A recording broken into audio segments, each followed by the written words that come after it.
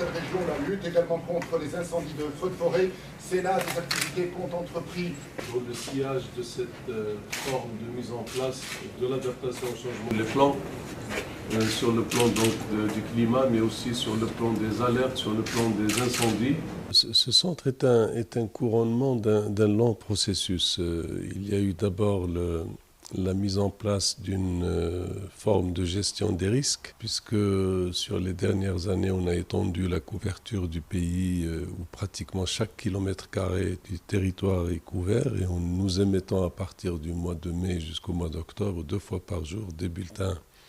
qui permettent non seulement d'édicter les niveaux de risque, mais également les procéduriers, c'est-à-dire comment se comporter pour gérer les incendies de forêt. Alors ce centre, c'est un centre opérationnel qui permet donc de concrétiser l'ensemble de ce qui a été fait jusqu'à maintenant et surtout de suivre en temps réel ce qui se passe dans la gestion d'un incendie par le suivi des équipes au sol, par le suivi des matériels roulants,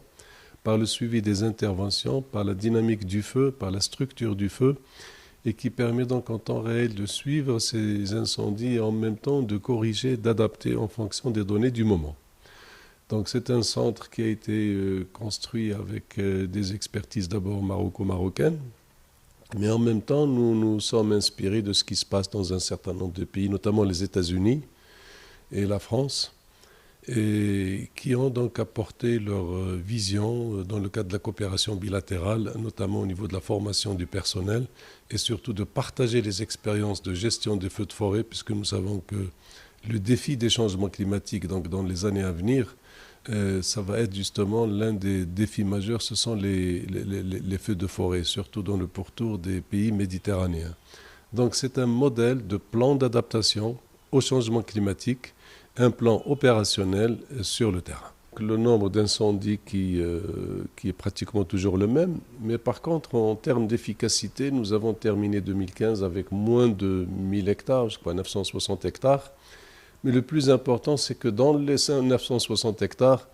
il y a 75% des espèces tout à fait secondaires qui ne touchent pas les arbres forestiers. Ça veut dire qu'il y a une célérité dans l'intervention, il y a une efficacité et qui permet donc de maîtriser ce phénomène. Nous sommes passés pratiquement il y a une quinzaine, une vingtaine d'années de 16 hectares par incendie à 2,5 hectares par incendie cette année, avec évidemment, comme je viens de le rappeler, pratiquement les essences secondaires qui sont touchées et pas les espèces nobles. C'est une démarche qui est similaire mais qui n'est pas analogue, puisque nous savons aussi que l'un des défis des changements climatiques, le plan d'adaptation, c'est la santé d'une façon générale. La santé des humains, la santé des plantes, la santé des animaux. Et pour la santé des forêts, nous avons en place donc ce système de plan d'adaptation qui permet avec des placettes de suivre exactement ce qui se passe dans la santé des forêts et de permettre non pas d'intervenir après les maladies, mais de prévoir ces maladies. C'est-à-dire de rassembler toutes les conditions